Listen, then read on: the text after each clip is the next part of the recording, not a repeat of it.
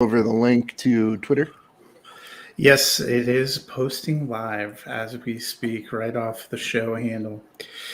Hello and welcome to another edition of the Happy Hour podcast. You might notice Ricky has abandoned me this week, but that's all right. We have a fun and deep bench over at the Music City Drive-In in our NFL content group. So I have a couple of guys on with me. Jason, who's right next to me, and John, who's right down below. So I'm going to kick it over to you, gentlemen. First to Jason. Good to see you. Hey, it's great to be on. Sorry to see Ricky couldn't make it, but I think John and I will do our best to take a few snaps in his place.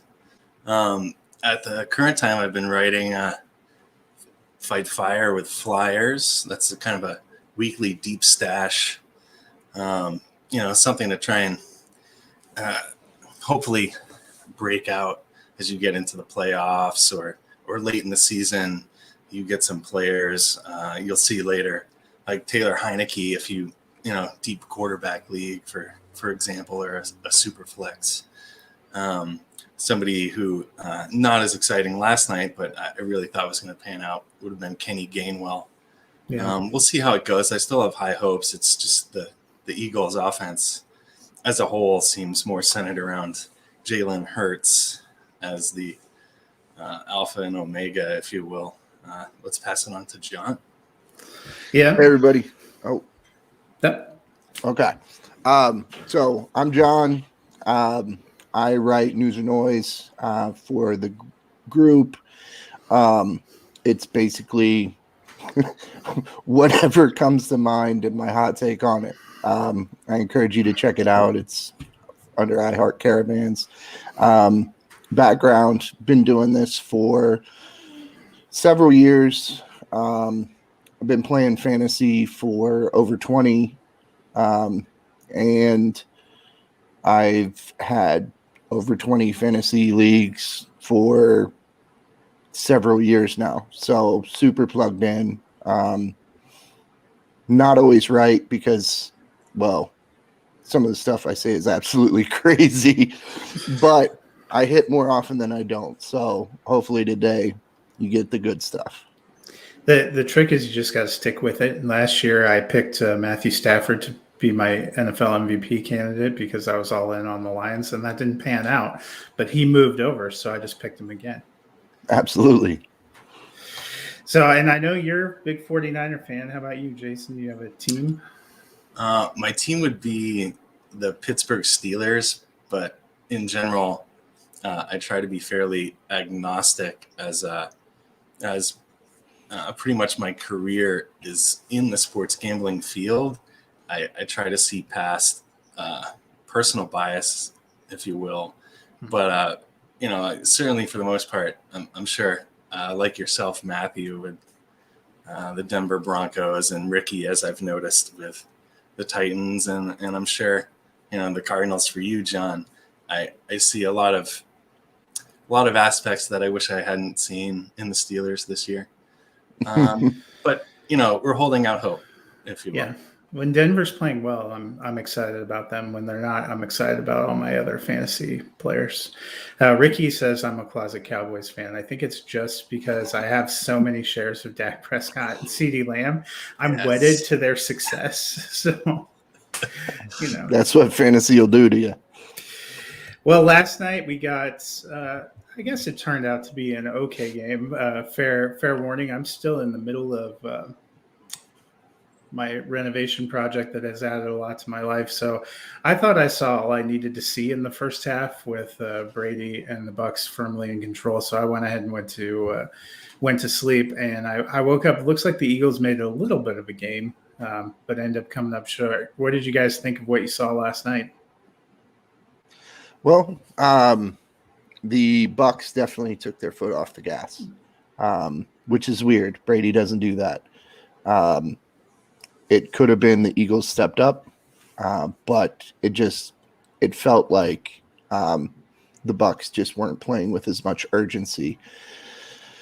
Still got problems in the secondary.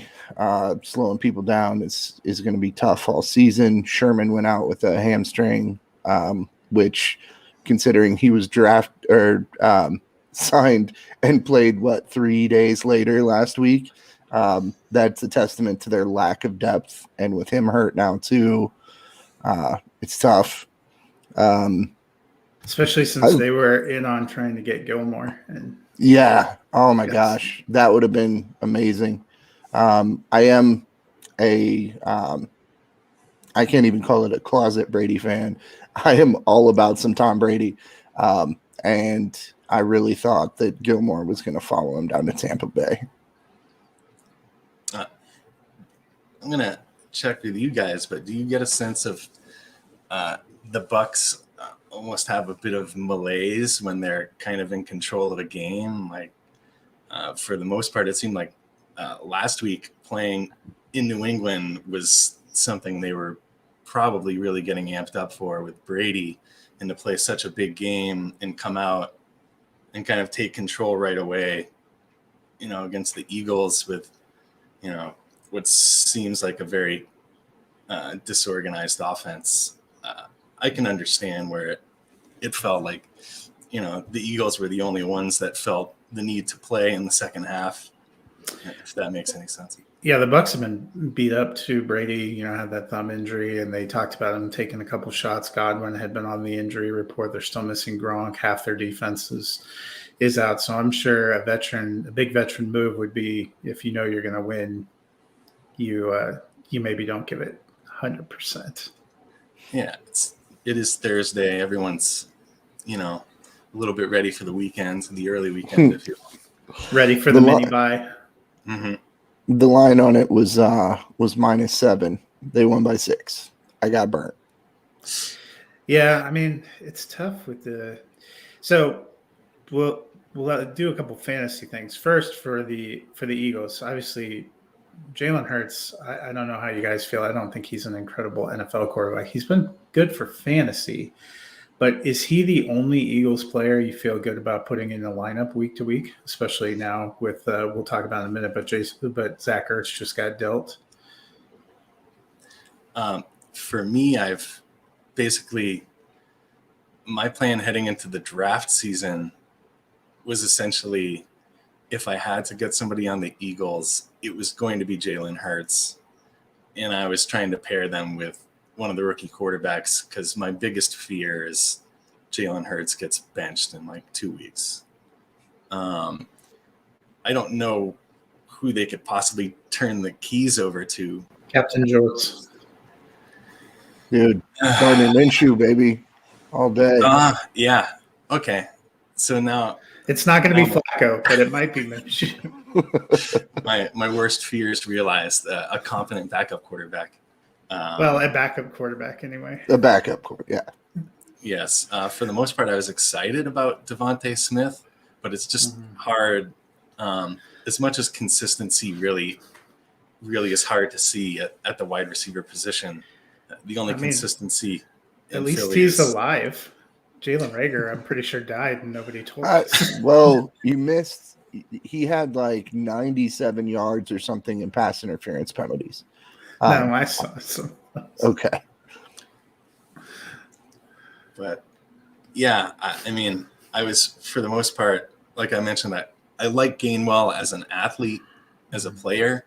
I really need to see some things to change in how they work that offense for him to be anything more than essentially just a 0 RB end of the bench. The rest of your running backs are pretty much on bye. That's the only shot you can get in the lineup. It's almost the same with Miles Sanders. Our friend Ricky had that trade proposal that was in there. And, I know you were more on the fence, but the reason I went against it is, I don't know, in redraft, I don't know if I think Miles Sanders is just trash, but his usage certainly is. I think, John, you pointed out yesterday, 8.6 was what he had in the game. That was his season high. That's not getting it done for PPR for the people that drafted him as a top 24 running back. Yeah, he's definitely the second rusher on the team behind Jalen Hurts, and they don't run the type of offense that Baltimore does, where everybody gets touches on the ground, which sets up the passing game. For some reason, they're trying to push Hurts into a actual quarterback mold, which it looks like Lamar's kind of developing into, but Hurts doesn't forecast to be that same talent that Lamar Jackson is. But player that I like on the Eagles, Dallas Goedert. Mm-hmm. He's going to get those Ertz targets. He's had okay weeks. He was good last year. If anybody's going to pop, it's going to be him. Yeah, at least that competition's out of the way, so maybe you feel a little bit better about that going forward.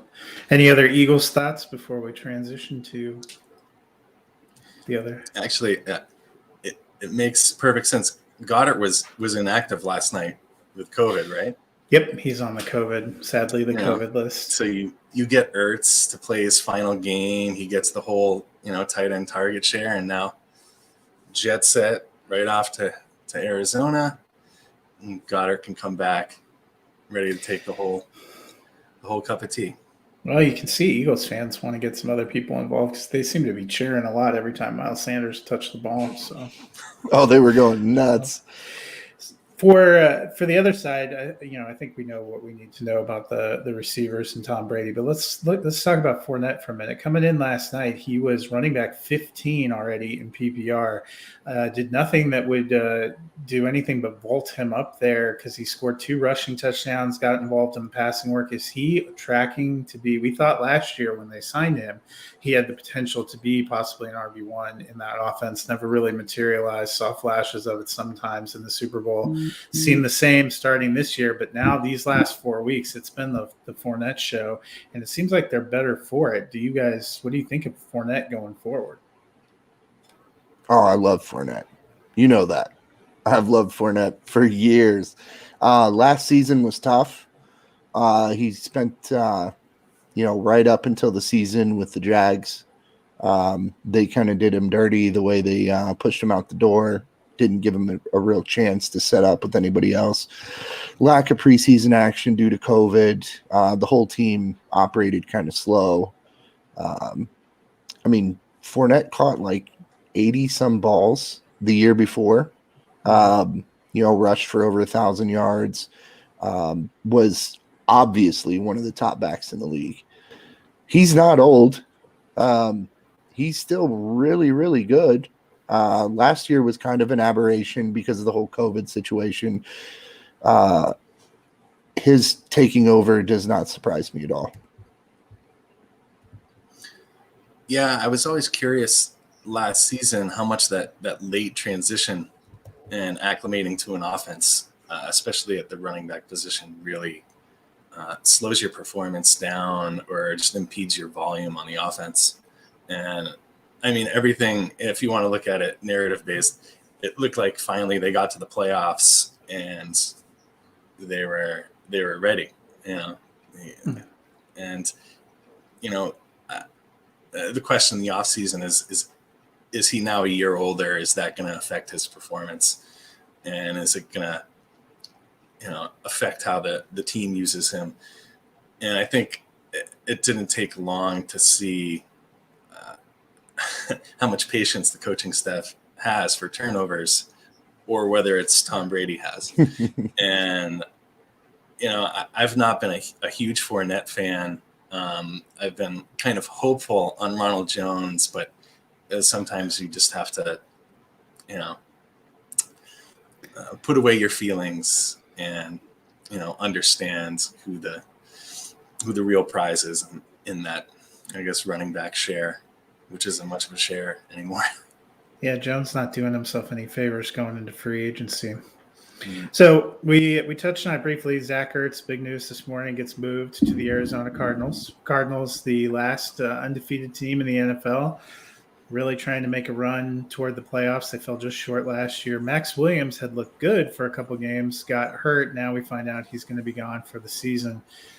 Prior to, maybe the little mini Max Williams breakout, you would say with Cliff Kingsbury and Kyler Murray, tight end wasn't a huge part of the offense in Arizona. Does that change with a player like Ertz? No. Will he get more passes thrown his way than Williams? Maybe one or two. Tight end doesn't factor in to the offense there. So he's going to have opportunities, but not a ton of them. He's a good player, so he should be able to take advantage of them. He's, a fringe starter at tight end, in my opinion. Yeah. John, you'll have to excuse me. I'm noticing you're wearing the 49ers jersey by now. I must have confused you with Mr. Arizona. You're a 49ers fan? I am a Niners fan. Absolutely. I apologize. I think I called Rob you a Cardinals who's doing fan. You did call me a Cardinals fan. I didn't want to shameful get after that. Hey, they both wear red, right? My home league, I had Kyler Murray as my quarterback, so I'm kind of a Cardinals fan this season. There you go. I want to get your feelings, both Matt and John. Does it seem like Dallas in the Arizona offense fits more as a traditional, non-exciting tight end role in the offense, where you're kind of just hoping he's getting red zone targets more than anything else? Just because I feel like there's a lot of talent, exciting pass catchers with a lot more speed within the offense, and even the running backs, James Conner aside, maybe he's kind of slows down the offense a bit, so they kind of avoid him until there's really no room after the catch to go. So the goal line seems like the perfect spot. That's my problem with Arizona. Arizona is in a wonderful NFL situation. They got Kyler Murray. They have two running backs who are alternating, doing different roles and filling the void. They have four receivers. Now they have Ertz. They have an embarrassment of riches, which is great from an NFL perspective and going to be horrific from a fantasy perspective. Last week, I think when Ricky and I were talking about it, I said, well, at least I feel good. You can start Chase Edmonds and DeAndre Hopkins. They seem to have a safe floor. And then we watch what happens last week, and it's like, okay, nobody actually has a safe floor in Arizona. They just all have a great ceiling. So you have 7 different guys. Probably the only one you feel confident in is Kyler Murray. And even the last couple of weeks, he was QB 23 last week. Because they didn't need him. They were just pounding it into the end zone with James Conner, who got like 25 yards on 25 carries, but got 2 touchdowns and makes your day. And that's how I feel with Ertz going there. You have a guy who used to be a consensus top 5 pick at tight end, who's probably, tight end's kind of a garbagely unpredictable position, but even so, he's probably in that 10 to 25 range now. So good luck. I see Kyler trying to get D-Hop rolling. They are 5-0, but they have, Devontae Adams might be better than him. But other than that, there's nobody that really compares with what Hopkins can do on a game-to-game basis. I really see Kyler trying to get him rolling, which will take end zone targets away that were potentially going to be Ertz's. So really not excited for the guy. Yeah. It's probably a better NFL move than it is a fantasy move. But it turns out Buffalo didn't need him after all that offseason trying to get him. They have their own tight end one with Dawson Knox. Well, before we get to sit starts and then these guys give you some bets, since I have no betting knowledge, I'm going to go over my games of the week. If you're new to this, I hit games in every potential window for viewing. And we once again, London is calling. It's our second week of London games. So that means we have another 9:30 a.m. Eastern game, 6:30 a.m. for you guys, 7:30 a.m. for me, since I have to be at work at 6:30 anyway. I'm already up. I'm ready to go. I'm ready to throw something on in the background. And once again, we've continued our proud tradition of sending nothing but our best to London as we send the powerhouse 1-4 Dolphins, who've looked consistently lost for a month against the 0-5 Jaguars, who may actually be worse than the number 1 overall pick team we had last year. I will pray for you, Tottenham Hotspur Stadium fans. But hey, we get to watch football from early in the morning till late at night, so that's something. The early window games, the game that I like the best, 4-1 Los Angeles Chargers, who are atop the AFC West, at the 4-1 Baltimore Ravens, who are atop the AFC North. Both those offenses have been on fire. In my rankings, I have Lamar as my QB2 and Herbert as my QB3 this week. I expect lots of points. So hopefully that will be a fun one. If we end up with a 10-7 game, you are welcome. Afternoon window game, the late window game on Sunday. The game I was going to highlight, the Arizona Cardinals, 5-0 at the Cleveland Browns. They're 3-2, but they have had 2 gutting losses last minute to the Chiefs and then really last minute to the Chargers last week. I think there's a chance they could pull the upset either way. I think these are 2 pretty good teams. That should be another fun one for fantasy. The Sunday night game is a bit of a downer. We have Noodle Arm Ben Roethlisberger, apologies to Jason, and the Steelers hosting Geno Smith and the Seattle Seahawks. I know John believes Geno Smith can be a QB1. I believe he could be QB31. But that's about as far as I'm willing to go. It is a primetime game. Both those teams have struggled and have injuries, so it could be competitive and interesting from that standpoint. But I do not think that's going to be the game that NBC thought they were getting back in July when the schedule was released. Monday Night Football, to close it out, we have the 4-1 Buffalo Bills, who I think might actually be the best team in the NFL right now, at the Tennessee Titans. They're 3-2. They have no defense. We apologize to our friend Coach Reaver, but I think Tennessee might get waxed in that one. So, any thoughts on the slate? Do you guys have a favorite game this week? I would say that I'm going to hold my conversation on this until we get to the bets. Then I'll bring it out. Yeah, the bets are going to be all you. I'm not only not good at gambling, I'm prohibited from by the day job. All right, well, let's before we hit the bets, let's get into sit starts. So I'm going to go to you, Jason. Give us your starts this week. My starts for this week, quarterback Taylor Heineke at home against the Chiefs, who have looked rather hopeless. Speaking of no defense. On defense. And for the most part, you can, pick up Taylor Heineke fairly readily available in most leagues. If you have a desperation QB like Ryan Tannehill as your starting QB, you can switch him right out, throw Taylor Heineke in. And again, if you're desperate at tight ends, you can correlate that and just pick up Ricky Seals-Jones for pretty much nothing. And I mean, at least last week he seemed to get the Logan Thomas full workload as far as target share. And it's not like that's going to stop against the Chiefs, and the total points for that game is, exorbitant. Sticking with that, I still think the Chiefs are better than Washington football team. And I like Darrell Williams' situation taking over for Clyde Edwards-Helaire.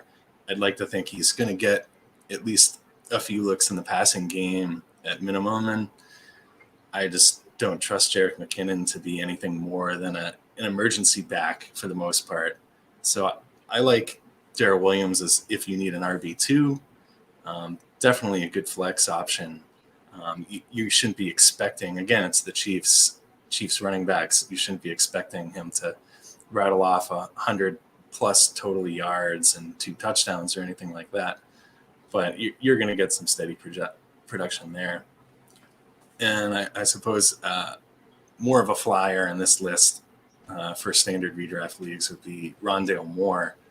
I just think he's the most exciting player outside of Kyler Murray on the Arizona offense. And I'm very skeptical of Kyler with this shoulder issue that's popping up. It's haunting me from last season and how he finished down the stretch. And as far as that is concerned, I think there's going to be a lot of maybe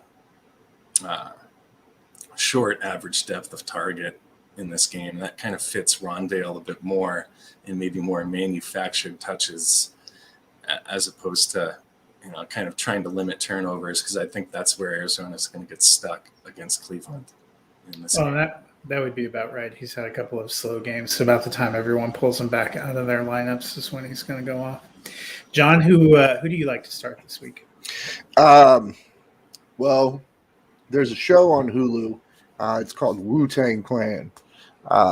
So let me throw this out there. Geno Smith ain't nothing to mess with. The guy had 131 yards, touchdown, a late interception. He was, playing from behind, trying to move the ball down the field very quickly. Not that he's ever had interception problems in the past. He also had 3 rushes for 23 yards. He's a mobile guy. He only played 2 quarters. He looked in complete control of the offense. He was also playing against the Rams and managed to put up those kind of numbers. He's playing Pittsburgh this week. That's not going to be the biggest defensive game. So really like him. If I have Josh Allen or Patrick Mahomes, somebody in the top tier, I'll let him sit on the bench. But if I'm streaming somebody due to a bye week or an injury, I'm throwing him out there for sure. Running back, Kareem Hunt. This really shouldn't surprise anybody that's paying attention to the Browns. He's averaging 5.4 yards per carry. He's got a touchdown per game average. And the big piece, 17 receptions for 149. Hasn't hit the end zone yet on a reception, but it's going to happen. He's as great as a receiver. He's getting around 14 touches per game to 20 plus for Chubb, and he's doing more with them. Hunt might be the number 1 back, even though he's getting less run. They're just keeping him fresh. They're playing against Arizona. Arizona has a really good pass rush. Their secondary is solid from what we've seen this year, which leads me to believe they're going to try to keep the defense honest, let them rush, throw a lot of screens, things like that, where Hunt is just kind of feast. I don't see ever benching Hunt, but definite start this week. Wide receiver, CeeDee Lamb. Love him. He's averaging under 5 catches per game, which blows my mind. But he's got 348, 2 touchdowns, and you can tell they want to get him the ball. He's lining up in the backfield. He's running sweeps. He's doing his thing. They're playing the Patriots, which is a tough defense, but I figure the Patriots will focus on locking up Cooper. So CD's going to have a great shot there.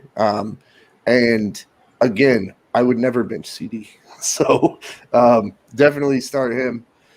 Tight end, Hawkinson.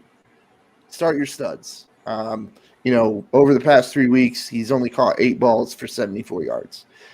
No touchdowns. That's really bad for him. For anybody that's a number 1 receiver in an offense. But, and he's still got the injury bug hanging on, but he's got to bounce back sometime. We've seen this guy's uber talented. His team needs him to step up. It looks like Tyrell Williams is coming back. That's going to, pull a little bit of coverage off of him. He might not, go for 150, 2 touchdowns, but I see him becoming more involved than he has been over the past 3 weeks. Who knew you were such an optimist, putting your faith in Jared Goff? My starts for this week, the quarterback going with Kyler Murray. So the standard I usually have for my sit starts is top 12 for QB, tight end, top 24 for running back and receiver. That's what I'm trying to hit. Murray started out red hot, was QB1 for a couple of weeks, and then we've seen him kind of slow down. injuries, some of the other things coming on. He was QB 23 last week. I think he was in the 20s the week prior. You might be a little nervous going up against the Browns because they held down Kirk Cousins. They held down Justin Fields, but they also let Patrick Mahomes explode against them. They let Justin Herbert go wild last week. I think Kyler Murray ends up with a good game, ends up back up in the top 12. Going with Austin Eckler at running back. Eckler is RB2 on the season. It seems like an eon ago that we was after week 1 and we were panicking because he didn't get a single target and all he was going to be was the handoff machine. Now he is just doing it everywhere. Had 3 touchdowns last week. Has been incredibly hot. Chargers for me, Mike Williams, Keenan Allen, Justin Herbert. I don't know how you keep them out of your lineup. Last week I sat Justin Herbert for Russell Wilson and cried most of the weekend. Fortunately, it won't even be a challenge this week. Marquise Brown, my wide receiver start. He has had a great season. He's wide receiver 6 on the season coming into this week. We saw him explode on Monday night. I think that game against the Chargers is going to be incredibly up-tempo. Both teams are going to have to score. If it ends up being 10-7, I will probably cry. But for now, I'm all in. And then at tight end, I'm going with Dawson Knox. We've waited a couple of years, seen some flashes, but this year he's really putting it together. 5 touchdowns in 5 games. Seems to be a huge part of what the Bills are doing in the pass offense. We're going to transition over to sits, and I will lead off first. My sit at quarterback is Justin Fields. Excited that he's the starter. I think he has a good future. I think he's going to be something. Right now, 51.4% completion percentage, 438 passing yards in 4 games that he's appeared, only 1 touchdown, 2 interceptions. I don't think Green Bay is the place where he has his first 300-yard day. He is on my bench. Josh Jacobs is my running back sit. He missed weeks 2 and 3. He has had only 88 total yards on 28 total carries in 2 games since he came back. Denver has a pretty strong defensive front, particularly at home. They were able to bottle up Saquon Barkley. They bottled up James Robinson. They bottled up the Ravens pretty well. It was kind of not until garbage time that they were able to get over 100 yards, and that was thanks to Lamar Jackson, who is an otherworldly talent. I know Najee Harris had a good day yesterday, but that has been an aberration and not the trend. And the Raiders' offensive line is not good. I think the Raiders in general might be a hot mess given all the off-field stuff that's gone on this week, so I'm staying away. This one hurts. Allen Robinson, my wide receiver sit. I love Allen Robinson. We've seen him be quarterback proof in the past. Apparently playing with the best quarterback he's ever played with in Justin Fields is actually the kryptonite for him. He's wide receiver 61 through 5 weeks. I just don't see him getting enough volume to justify right now keeping him in your lineup. It really hurts. I love the talent, but it's just not there yet. And my tight end sit is Austin Hooper. They paid a lot of money, the Browns did, for Hooper, Beckham, and Jarvis Landry, and so far those guys are nowhere to be seen in the passing offense. When they want a big play at tight end, they go to David Njoku. Austin Hooper, you would be lucky to get a middle-tier tight end to return week to week. So, Jason, you want to take your sits? Sounds good. My first sit, I'm just going to keep piling on here and sit Derek Carr. As fantastic as he's been to start the season, he really is running into a tough spot on the road at Denver. And I'm very this isn't so much a fantasy perspective as it is just a general narrative of the Gruden situation and the fallout with the team and just leadership changes in general in such a quick transition. It's very difficult to handle, especially when you're also traveling to an in-division opponent. Really would like to stay away from him. And that's where I've tagged on Henry Ruggs as well. Not that you were excited to start him anyways, but there's a lot of situations where you could consider him a live flyer to jump in and say a flex or a wide receiver 3 if you don't have great options. I just would rather avoid them altogether. That and Matt already took Allen Robinson, so I really didn't have a lot of great choices. Maybe OBJ would have been a good option. but yeah, and then transition to running back. Chase Edmonds, I think it's really hard to be confident in him when James Connors is taking all the touchdowns at the goal line. I know Edmonds is a great talent, and he looks lightning fast if you can get him in space. But I'm not foreseeing a great situation for them after 5 straight victories on the road against Cleveland. It almost looks like a smokescreen with a 3-2 record team that's, I think, playing as good football as anyone save the Bills, if you will. And then no surprise, really, Robert Tonyan as a sit, which means he'll score 3 touchdowns in the first half on his only 3 receptions of the game for 30 total yards. Very Jermichael Finley-esque, if you will. Yeah, that was him last year too. 59 targets, caught 52 for 598 and 11 touchdowns. That was not a sustainable rate, and we're seeing that for sure. All right, John, who are you down on? Bring us home. All right, so there's going to be a recurring theme. Don't know who the Giants quarterback is, so I left that position alone with them. But and this one goes out to Ricky, Ryan Tannehill. He's not playing good football. He's been all right, I guess. 6 touchdowns to 3 interceptions. He also has 3 fumbles, 1,200 yards through 5 games. It'd be okay if he didn't have A.J. Brown and Julio Jones and Derrick Henry. What could potentially be a top 5 offense in the league. It should be a top 5 offense in the league. And it just hasn't been that way. Tannehill has not been good. So don't start him. I dropped him in a couple of redraft leagues. One of them for Geno Smith. At running back, Devontae Booker. He's playing the Rams, and he's Devontae Booker. Not really going to get too far into that. That's all I need to say. Wide receiver, Sterling Shepard. Obviously, I don't like the quarterback for the Giants. I don't like the running back setting up the pass. Sterling Shepard has been the number 1 target. There's going to be a lot of pressure on the quarterback, so there's going to be a lot of checkdowns, which aren't going to be the Sterling Shepard for the most part. Slayton's back. Ingram's still alive. Kadarius Toney looked amazing until he got real dumb and tried to punch somebody in the helmet. I just think that the ball's going to get spread around too much. And Ramsey, if he's marking anybody, he'll be marking Shepard. So I'm staying away from him. And tight end, I would go with Evan Ingram, but that's too obvious.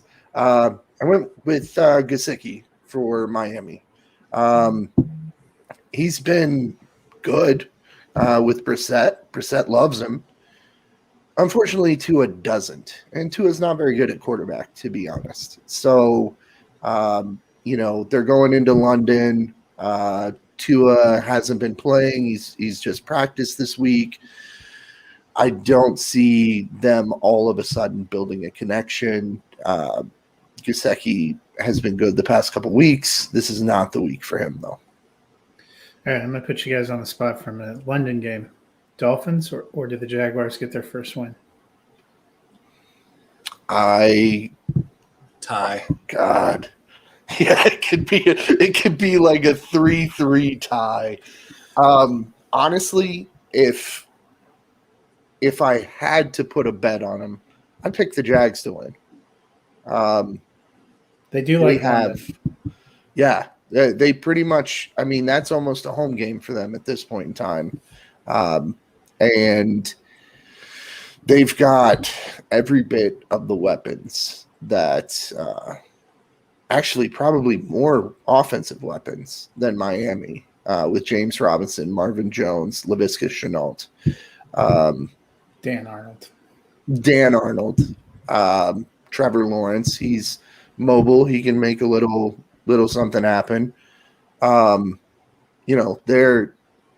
pretty good. They just haven't. I mean, Lawrence is still on a learning curve. So every week he's going to get better. He played pretty good last week. Tua's coming. I just have zero faith in Tua. They need to hurry up and get Deshaun Watson, get through his suspension, and have a good quarterback. Are you guys? Would you start anybody other than James Robinson on a fantasy roster from this game this week? Gaskin, 100%. Unfortunately, because I freaking benched Gaskin last week for Of course you did. Melvin Gordon, who I actually don't like. And as I was watching that game played out, I thought, this is God's justice against me. Yeah.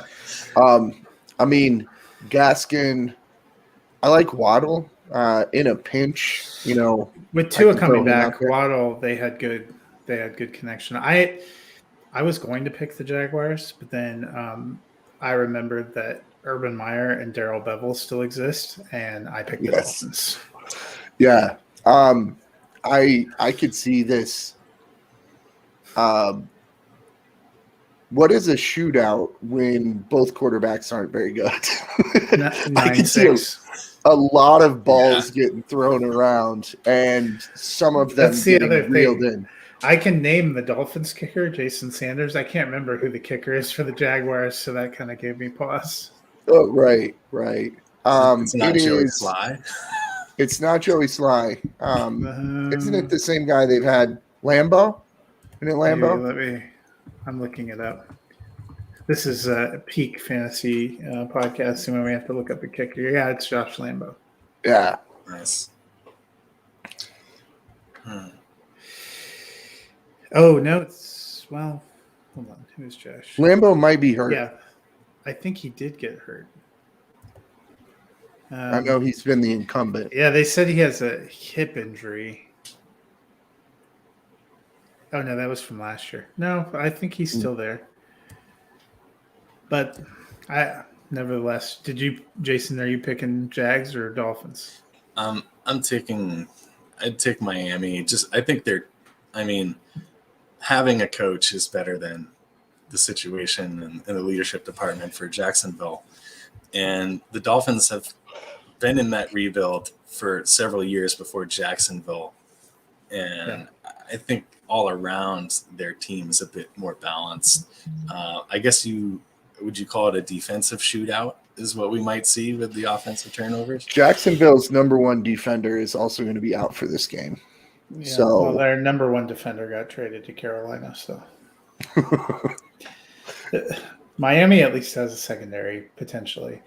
Yeah, send in our best. Well, we're going to transition from one sadness to betting, which we hope will be less of a sadness. Of course, my expertise in betting comes only from the one betting lesson that I learned, which is always bet on black, that I got from Passenger 57.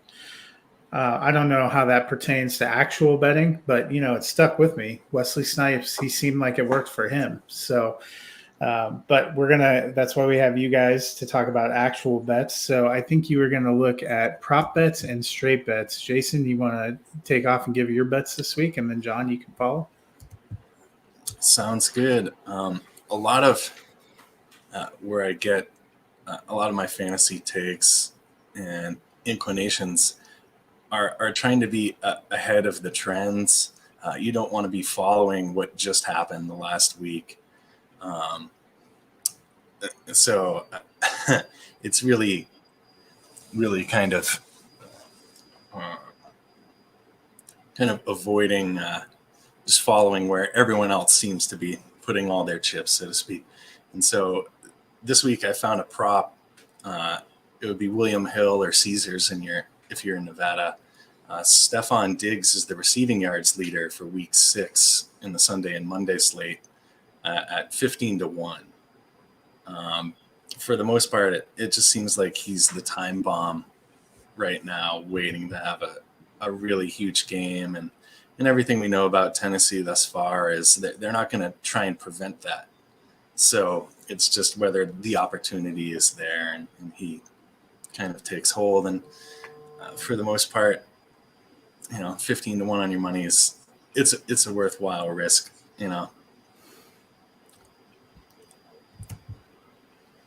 And then what are your game bets do you like? Oh, I gotcha.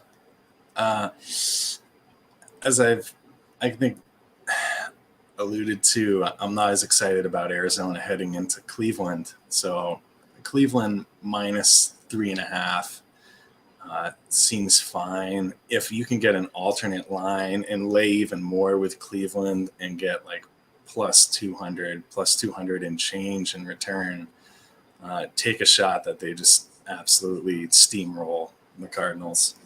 And again, jumping on, it feels like we're getting after Ricky on this one, who I know is on the Raiders this week. But Denver at home minus 3.5. Oh, look, Ricky lives. Yes. Yeah, but Denver at 3.5. And again, another situation where the Raiders just might not be mentally present for the game. If you can get an alternate line and lay even more with Denver and try and pick up a lot extra money on this one over plus 200, laying something like 7.5, that's fine. John, how about you? What do you like this week? I do like that Denver bet. I feel like the Raiders were 3-0 fakes.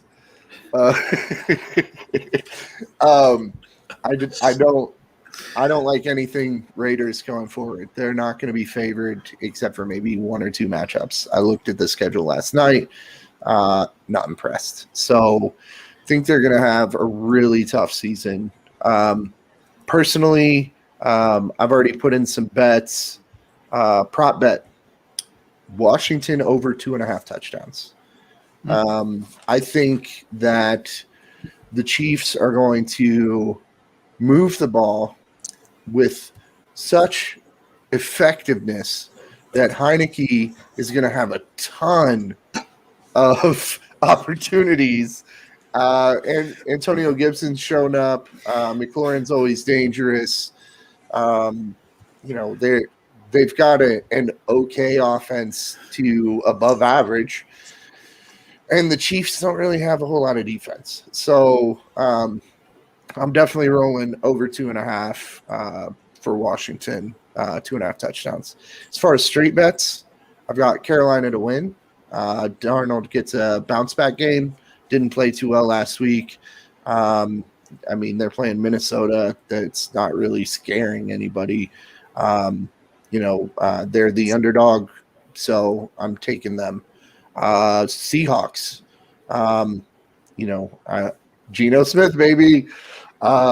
Pittsburgh, no faith in them. I actually live basically in a Pittsburgh market in Columbus, Ohio. We have Cleveland fans, a little bit of Bengals, and a ton of Steelers. So even though Steelers fans aren't too excited on this season. So I could definitely see Geno and the Hawks, my NFC West, pulling out another out-of-conference win. And then Cardinals over Browns. Ricky's NFC with West, you on baby. that one. Yes, NFC West. That's the best division in the league. They're 5-0. They're gonna make it happen through the air. Kyler's gonna have 400 plus, 3 or 4, maybe 5 touchdowns. Their defense is good. The Browns are starting Odell Beckham Jr., which is gross. Landry's supposed to be back. Doesn't excite me. I don't think Landry is actually back this week. I saw something earlier today that said that there was a definite possibility that he was playing this week. Yeah, which means he's definitely not going to play. They're just getting our hopes up. This is like me ranking Christian McCaffrey last week. I was like, oh, he's definitely going to. Yeah. Well, if Landry plays, Landry doesn't play, that doesn't affect my take on the game at all. I think they've got a pretty good guy in Donovan Peoples-Jones. I know we've talked about that a little bit this week. So they've got Hooper. They got some guys, but they don't have what the Cardinals have. And I feel like they don't on either side of the ball.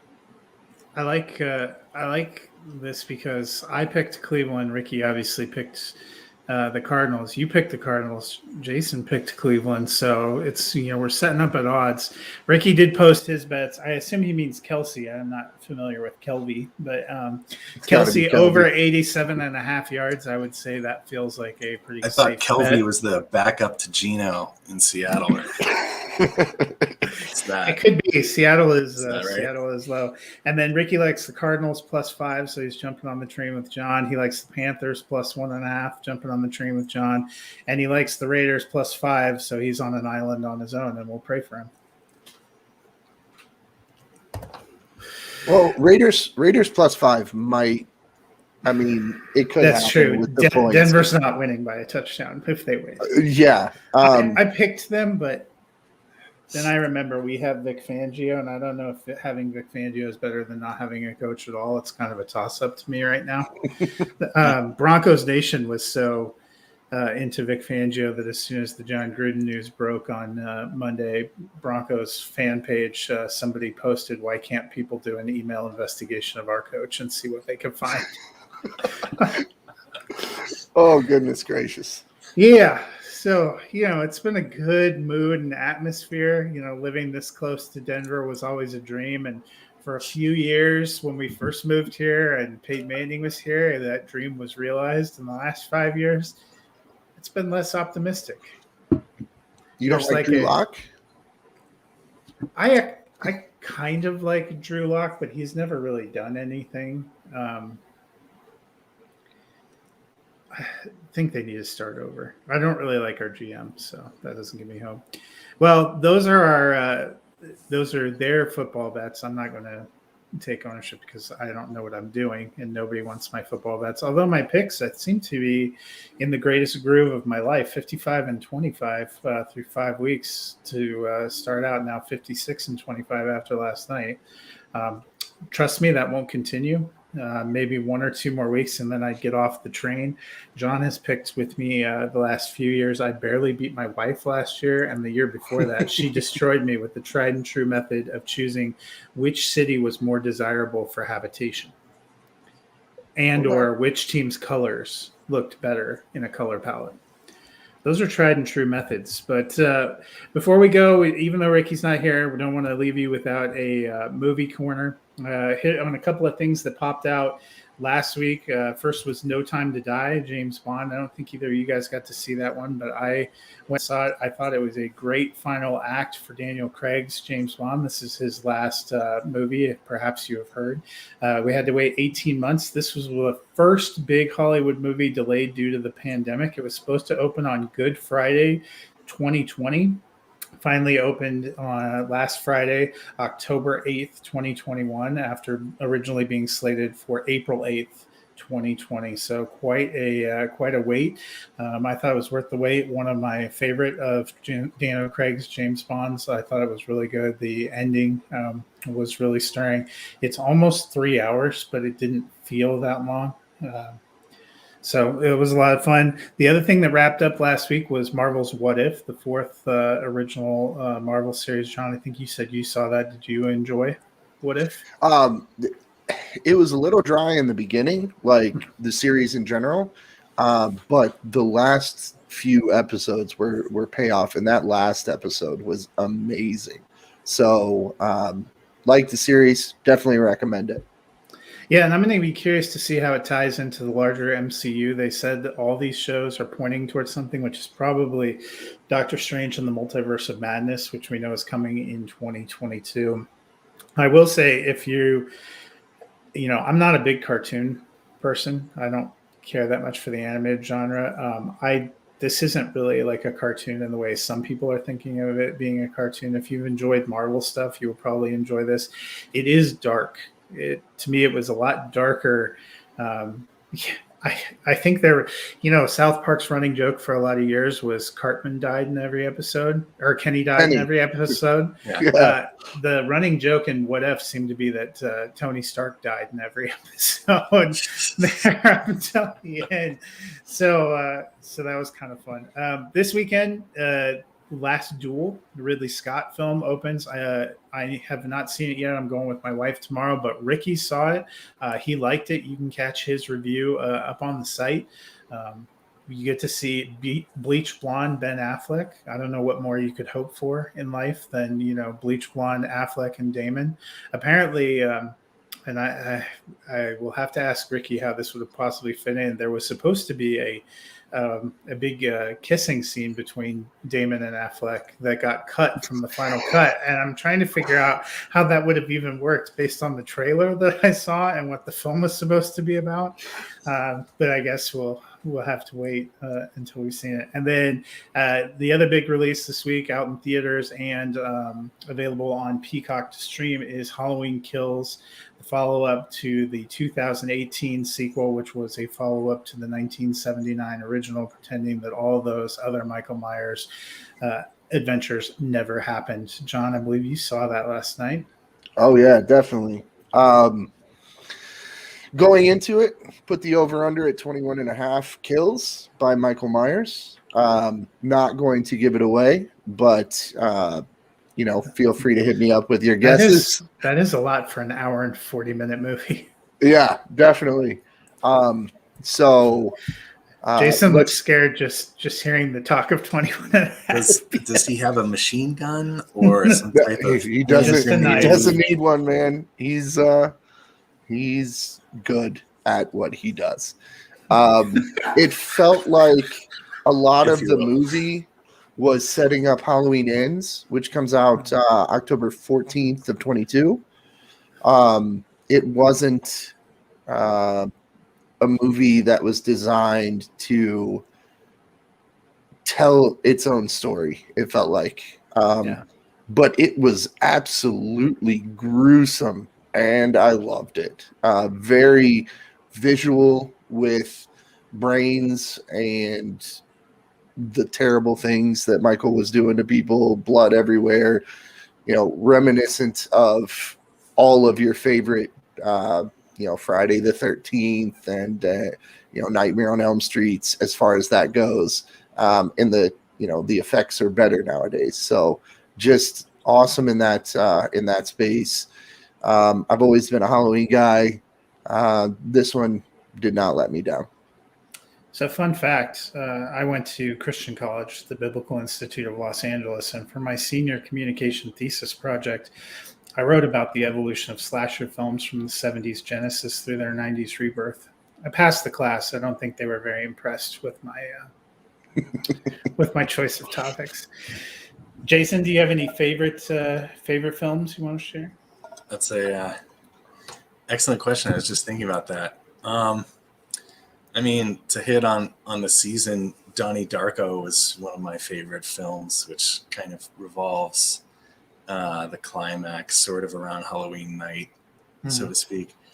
I would just stay with that. I was going to ask Matt, since you were at the Biblical University in Los Angeles writing about classic horror films, if they were a big fan of one of your favorite personal lines, which is I kick ass in the name of the Lord, must be up there. I believe that's I don't know which one that came from.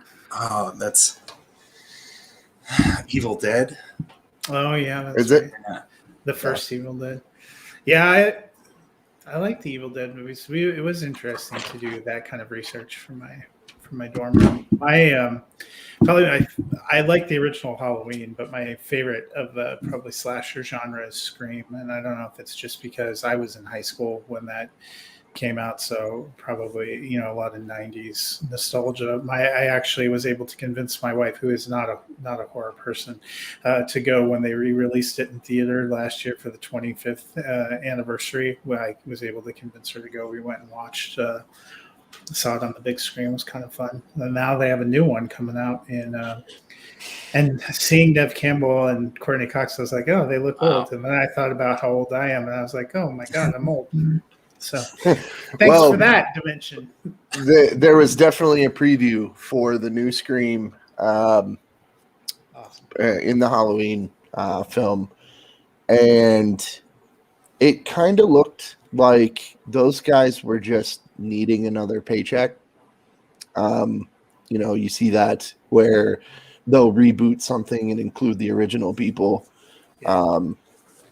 It's gonna be okay. It's got a decent premise. I have no fear whatsoever of the mask guy due to Scary Movie. Yeah. Like Well, he's the a killer running was joke.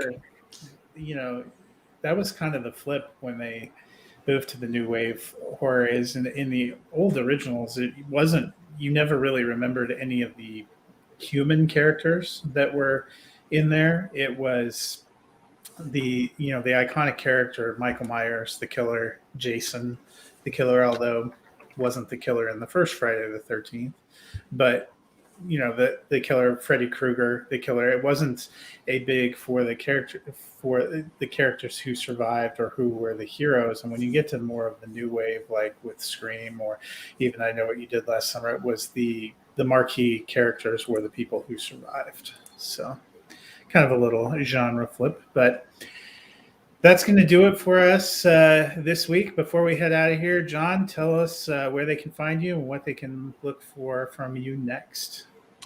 I am I Heart Caravans on Twitter, on Fantasy Life app, Medium.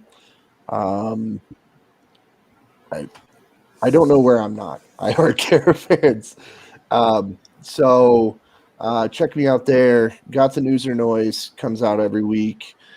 Feel free to hit me up on Twitter. I'll give you the best advice that I can.